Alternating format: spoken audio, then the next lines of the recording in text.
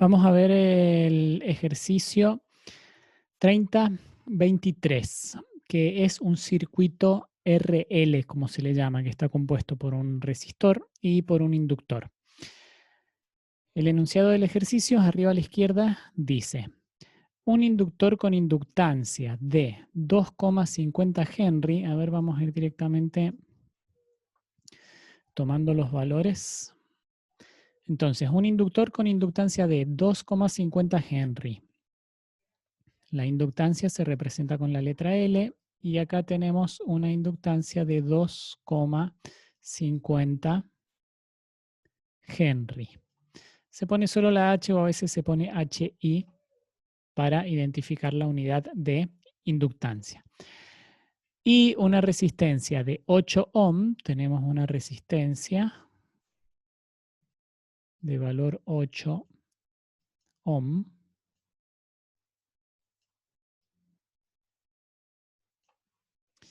Están conectados a los terminales de una batería con una FEM de 6 volt y resistencia interna despreciable.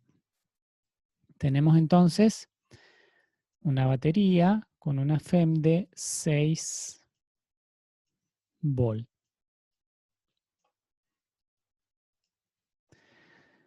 Determine A. La razón inicial de incremento de la corriente en el circuito. B.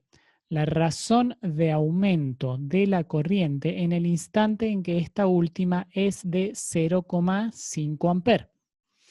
C. La corriente 0,250 segundos después de haber cerrado el circuito. D.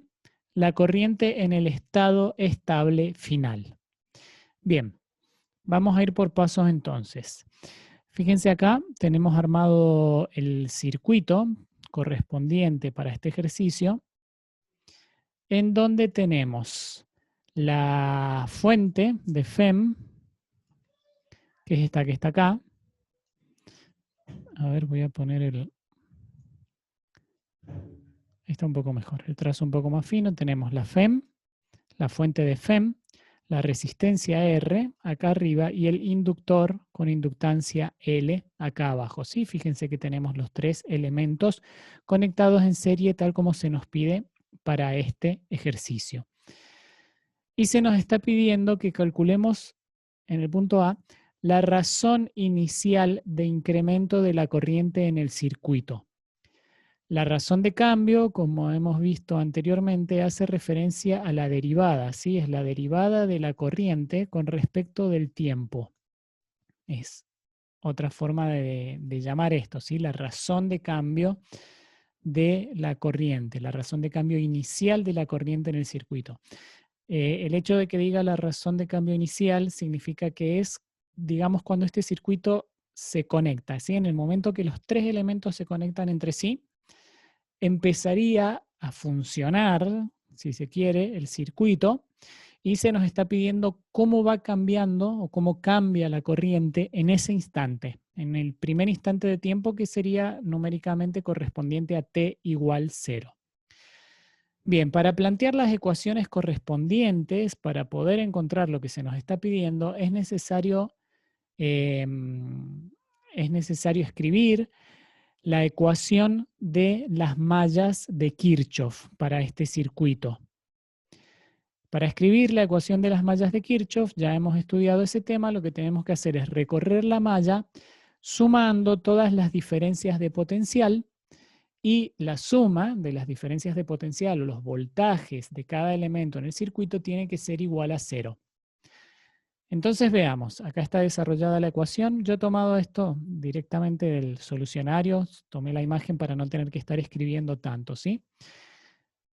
Veamos, acá tenemos entonces la ecuación de las mallas de Kirchhoff escrita para este circuito.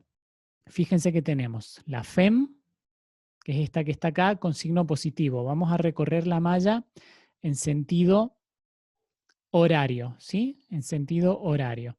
Es decir, voy a poner una flechita. Vamos a recorrer la malla en sentido horario, es decir, hacia allá, ¿sí? Supongamos que empezamos en este punto acá abajo, entonces recorremos la malla. Primero me encuentro con la fuente de FEM. Como regla podemos observar que al pasar a través de la FEM tenemos un aumento de potencial, porque vamos de menos a más, entonces ponemos la FEM con signo positivo.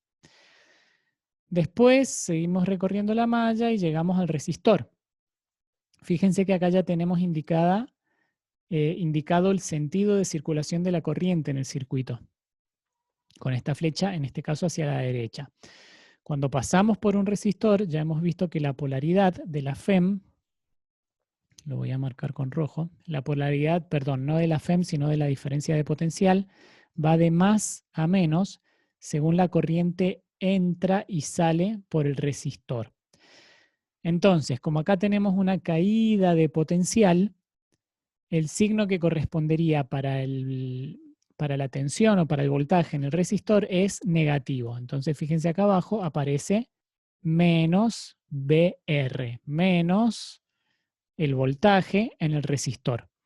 Y seguimos recorriendo esta malla, y fíjense de nuevo si respetamos el sentido de circulación de la corriente, acá tendríamos un voltaje positivo, negativo en el inductor, establecemos esa polaridad, y entonces también tendríamos una caída de potencial. Entonces el signo correspondiente al voltaje en el inductor también es negativo, ¿sí? Fíjense acá, menos V sub L. Y ahí terminamos de recorrer la malla y llegamos e igualamos la ecuación a cero. ¿Sí? Fíjense entonces que para cada uno de los elementos hemos sumado con el signo que corresponde a las diferencias de potencial en cada uno de estos elementos, igualamos a cero para plantear la ecuación de las mallas de Kirchhoff. Después de eso, lo que se hace en esta ecuación acá abajo, la voy a remarcar con otro color, lo que se hace en esta ecuación acá abajo es reemplazar las expresiones correspondientes para los voltajes en cada elemento del circuito. Entonces tenemos la FEM menos el voltaje en el resistor, que está dado por la ley de Ohm, que es corriente por resistencia, menos el voltaje en el inductor, que está dado por esta expresión que ya hemos estudiado en capítulos anteriores, en donde se nos dice que el voltaje o la diferencia de potencial en un inductor es igual a L, que es la inductancia, por la derivada de la corriente con respecto del tiempo. ¿Sí? Entonces se reemplaza eso y nos queda la ecuación planteada, que sería en este caso una ecuación diferencial. Para encontrar la ecuación correspondiente a la corriente en este circuito, habría que resolver esta ecuación diferencial. Eso ya está explicado en el libro, seguro lo han visto también en teoría, entonces acá directamente se presenta el resultado, lo voy a marcar con otro color, el resultado de la corriente, ¿sí? Es decir, la ecuación que nos da cómo es la corriente en este circuito compuesto por una fuente de FEM, un resistor y un inductor. Y nos dice que la corriente es igual a la FEM dividido la resistencia por 1 menos E a la menos R sobre L por T. Bien, entonces allá tendríamos esta ecuación planteada para resolver lo que se nos pide en este ejercicio, ¿sí? Veamos, en el punto A entonces dijimos que nos pedían, punto A, la razón inicial de incremento de la corriente en el circuito. Es decir, lo que tenemos que encontrar es esto, la derivada de la corriente con respecto del tiempo en el momento en el que este circuito entraría en funcionamiento. Entonces, acá tenemos el desarrollo para el punto A. Como inicialmente significa para tiempo igual 0, para un tiempo igual 0, la corriente es igual a 0 en un circuito RL. Entonces, esta ecuación que tenemos acá arriba, la que está remarcada en naranja, dejaría de tener este término correspondiente a la diferencia de potencial en el resistor. ¿Por qué? Porque como la corriente es 0 en el circuito, cuando el circuito se pone en funcionamiento para t igual 0, este término se hace igual a 0, ¿sí? Entonces nos queda la ecuación planteada como FEM menos inductancia por la derivada de la corriente con respecto del tiempo es igual a 0. De acá se despeja la derivada de la corriente con respecto del tiempo, como está acá, se pasaría este término al otro miembro de la ecuación para que nos quede positivo y despejamos la inductancia que está multiplicando, entonces queda que la derivada de la corriente con respecto del tiempo es igual a la FEM dividido la inductancia. Reemplazamos los valores y nos queda el resultado de que el cambio, la razón de cambio de la corriente con respecto del tiempo, bueno, la razón de cambio de la corriente, ya se da a entender que es con respecto del tiempo, la razón de cambio de la corriente es igual a 2,40 amperes por segundo. Es importante observar como conclusión, observación, que en circuitos con inductores, en circuitos con inductor como este que tenemos acá, ¿sí? Un circuito RL, es decir, con resistor inductor, cuando el circuito se conecta a una fuente, en el primer instante la corriente es nula. En tanto que en circuitos con capacitores, es decir, circuitos RC con resistor y capacitor, se vio que apenas se conecta la fuente al circuito, la corriente toma un valor máximo. ¿Sí? La corriente toma un valor máximo y a medida que se carga el capacitor, la corriente tiende a 0.